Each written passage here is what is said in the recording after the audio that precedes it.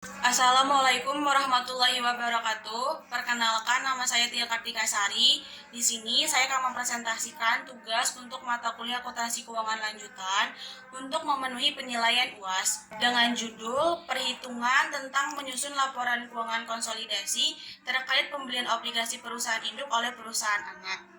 Pada tanggal 1 Januari 2008, perusahaan B mempunyai obligasi 10% dengan nilai nominal 10 juta dolar yang beredar dengan premi yang belum diamortisasi sebesar 100 ribu dolar. Pada tanggal yang sama, perusahaan A Company membeli obligasi dengan nilai nominal 1 juta dolar seharga 950 ribu dolar dari piutang investasi. Pembelian ini mengakibatkan penarikan konstruktif atas obligasi 10% perusahaan B dan keuntungan konstruktif sebesar 60 ribu dolar yang dihitung sebagai berikut. Yang pertama, metode ekuitas. Jika laporan keuangan konsolidasi segera dibuat setelah penarikan konstruktif, ayat jurnal kertas kerja untuk mengeliminasi saldo investasi obligasi dan kewajiban obligasi antar perusahaan akan mencakup keuntungan sebesar 60 ribu dolar sebagai berikut. Pada tanggal 1 Januari 2008, utang obligasi 10% 1.010.000 pada investasi dalam obligasi PAM 950.000, keuntungan atas penarikan obligasi 60.000. Sebagai hasil dari ayat jurnal kertas kerja ini, laporan laba rugi konsolidasi mencerminkan keuntungan tersebut dan mengeliminasi investasi dalam obligasi PAM. Sementara neraca konsolidasi menunjukkan kewajiban obligasi kepada pemegang obligasi di luar entitas konsolidasi sebesar 9.090.000 dolar dari nilai nominal 9 juta dolar ditambah premi yang diamortisasi sebesar 90.000 dolar. Pengaruh terhadap laporan konsolidasi pada tahun-tahun berikutnya. Pada tahun-tahun berikutnya, hingga obligasi antar perusahaan telah ditarik, perusahaan B dan perusahaan A akan tetap mencatat obligasi tersebut pada pembukuan terpisahnya. Pelaporan beban bunga perusahaan B sebesar 98.000 dolar dan pendapatan bunga perusahaan A sebesar 110.000 dolar. Perbedaan sebesar 12.000 dolar diakui pada pembukuan terpisah perusahaan B sebagai penyesuaian pendapatan investasi. Laporan keuangan konsolidasi untuk tahun 2009 hingga 2012 mengeliminasi saldo-saldo yang berhubungan dengan pada pembukuan terpisah perusahaan B dan perusahaan A. Ayat jurnal penyesuaian dan eliminasi tanggal dalam kertas kerja konsolidasi tahun 2009 yang berhubungan dengan obligasi-obligasi antar perusahaan adalah pendapatan bunga 110.000, utang bunga 50.000, utang obligasi 10.000, 1 juta 6.000 pada beban bunga 98.000, piutang bunga 50.000, investasi dalam obligasi perusahaan B 970.000, investasi dalam perusahaan A 48.000. Ayat jurnal ini mengeliminasi jumlah resiprokal pendapatan bunga dan beban bunga, jumlah resiprokal piutang bunga dan utang bunga, serta jumlah resiprokal investasi obligasi dan kewajiban obligasi. Selanjutnya, kertas kerja penjualan downstream. Contoh, PT Andika merupakan anak perusahaan PT Indira yang sahamnya dikuasai 80%. Tidak ada selisih investasi dengan nilai buku pada tanggal akuisisi. Pada tanggal 1 Oktober 2005, PT Indira menerbit dan menjual obligasi 10 lembar seharga 10 juta 10 tahun dengan kurs 110. Tingkat bunganya 12% per tahun. Pembayaran bunga dilakukan setiap tanggal 1 Januari dan 1 Juli. Pada tanggal 1 Oktober 2007, PT Andika membeli obligasi PT Indira sebanyak 4 lembar dengan total harga 492 juta. Pada tahun 2007, PT Andika mengumumkan laba sebesar 2,56 miliar yang mencerminkan 80% kekayaan anak. Tanggal 30 Desember, PT Andika mengumumkan dividen sebesar 300 juta. Pembukuan PT Indira. Pencatatan PT Indira pada tahun 2007 sehubungan dengan obligasi adalah sebagai berikut.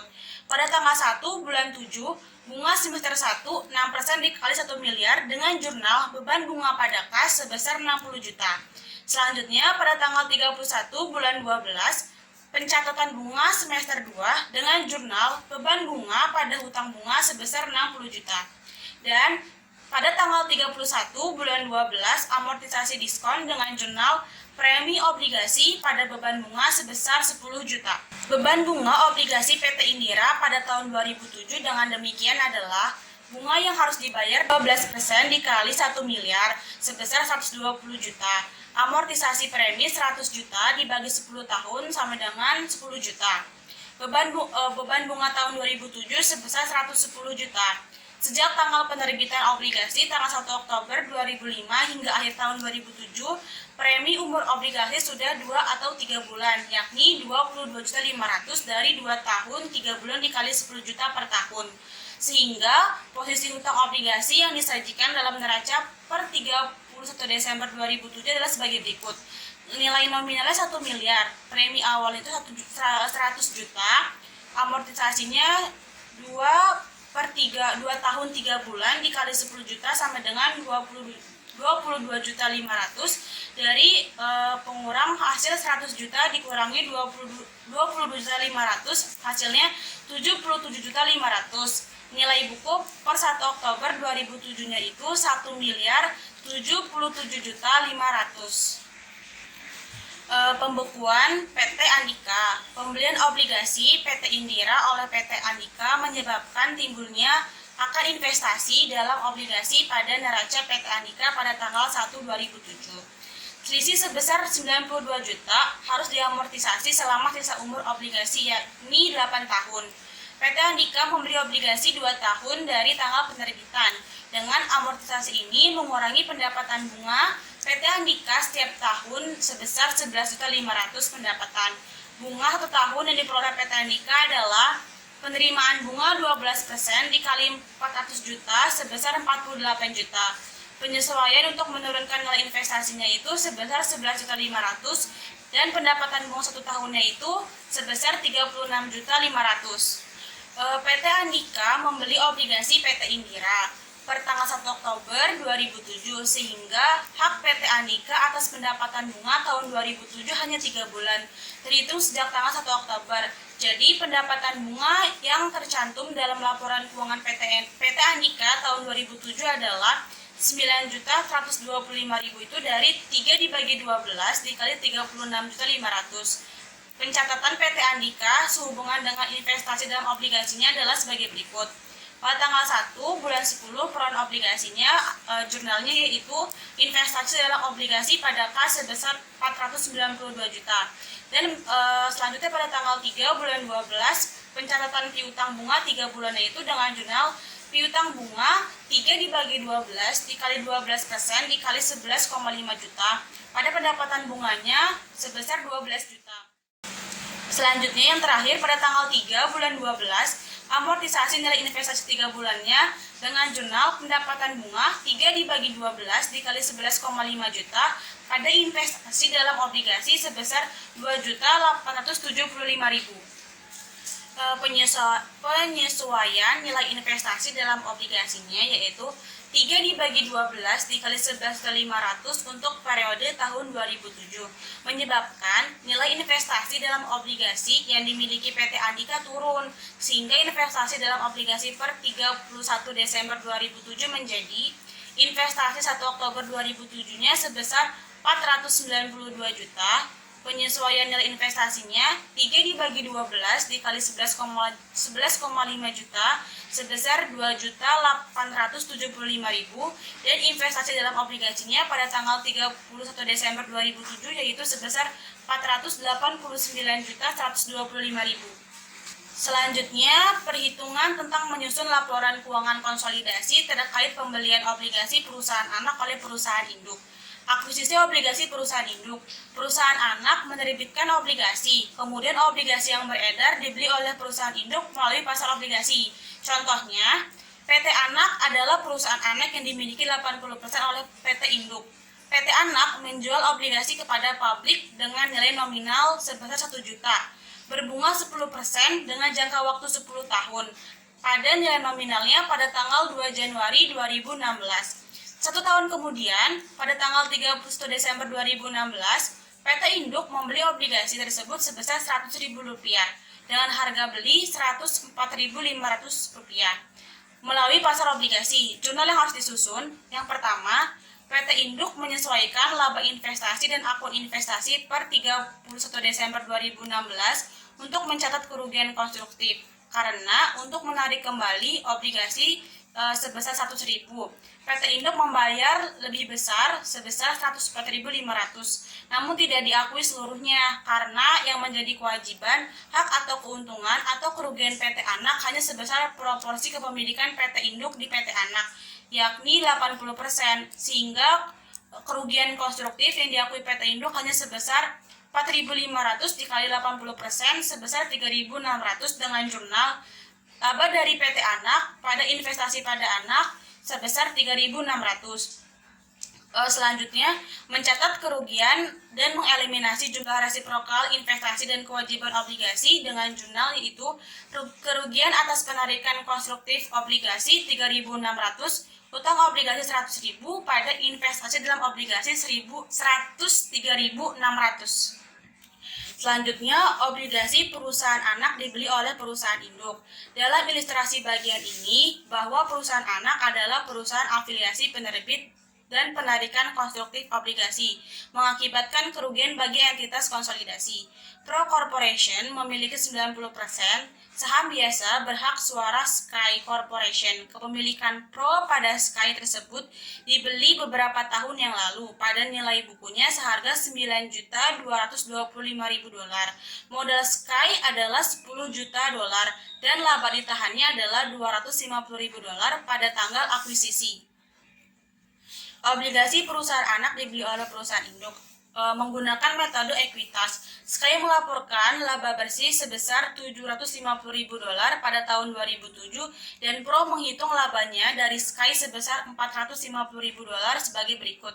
90% dari $750.000 laba yang dilaporkan oleh Sky sebesar $675.000 dikurangi kerugian konstruktif sebesar $300.000 dikali 90% sebesar $270.000 ditambah pengakuan kerugian konstruktif sebesar $60.000 dikali $90.000 sama dengan $54.000. Jadi, laba investasi dari Sky ini adalah sebesar $405.000. Ayat jurnalnya yang dibuat oleh Pro untuk memperhitungkan investasi dalam Sky selama tahun 2007 adalah sebagai berikut. Untuk mencatat 90% laba yang dilaporkan Sky pada tahun 2007 pada tanggal 31 Desember 2007, yaitu investasi dalam Sky pada laba dari Sky sebesar $675.000. Untuk menyesuaikan pendapatan investasi dari Sky terhadap 90% kerugian atas penarikan konstruktif obligasi Sky pada tanggal 31 Desember 2007 dengan jurnal laba dari Sky pada investasi dalam Sky sebesar $675.000.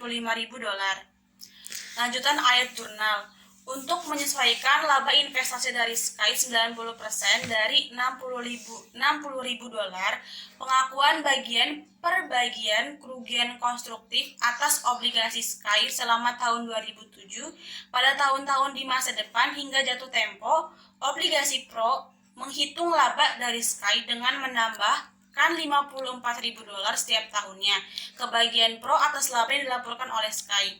Pada tanggal 31 Desember 2007 dengan jurnal investasi dalam Sky pada laba dari Sky sebesar $54.000. Selanjutnya, lanjutan ayat jurnal. Untuk tahun-tahun selanjutnya hingga saat jatuh tempo obligasi tersebut, laba Pro dari Sky dihitung dengan menambahkan $54.000 setiap tahunnya pada bagian Pro atas laba yang dilaporkan oleh Sky saldo akun investasi Pro pada tanggal 31 Desember 2007 adalah sebesar $10.584.000. Saldo ini sama dengan nilai buku tercatat investasi Pro pada Sky pada tanggal 1 Januari 2007 ditambah dengan laba investasi dari Sky untuk tahun 2007 sebesar $459.000. Investasi pada Sky tanggal 1 Januari 2007 sebesar $11.250.000 dikali 90% sama dengan $10.125.000 tambah laba Sky $459.000, investasi pada Sky 1 Desember 2007 sebesar $10.584.000, kerugian konstruktif sebesar $300.000 atas obligasi antara perusahaan tampak dalam laporan laba rugi konsolidasi untuk tahun 2007 karena obligasi Sky dengan nilai nominalnya itu sebesar $5 juta telah ditarik secara konstruktif, maka neraca konsolidasi untuk menunjukkan hutang obligasi sebesar $5 juta dan disagio atas obligasi sebesar $120.000 berhubungan dengan obligasi yang dimiliki oleh pihak luar entitas yang dikonsolidasikan. Yang terakhir, kesimpulan. Dapat disimpulkan bahwa ketika salah satu cabang melakukan obligasi dari perusahaan lain dari luar kesatuan, obligasinya tidak akan terjadi secara baik jika dilihat dari sudut pandang gabungan kesatuan atau konsolidasi. Yang kedua, catatan-catatan pembelian perusahaan afiliasi dari investasi secara obligasi jika dimiliki oleh entitas yang terpisah. Selanjutnya, penerbitan catatan perusahaan afiliasi dari obligasi jika obligasi tersebut dipegang oleh entitas terpisah. Yang terakhir, pernyataan gabungan yang disiapkan untuk menunjukkan posisi keuangan dan operasi jika pembelian telah dilakukan dan membatalkan obligasinya. Cukup sekian presentasi dari saya. Kurang lebihnya mohon maaf. Semoga ilmu yang disampaikan bermanfaat. Wabillahi taufiq wal hidayah. Wassalamualaikum warahmatullahi wabarakatuh.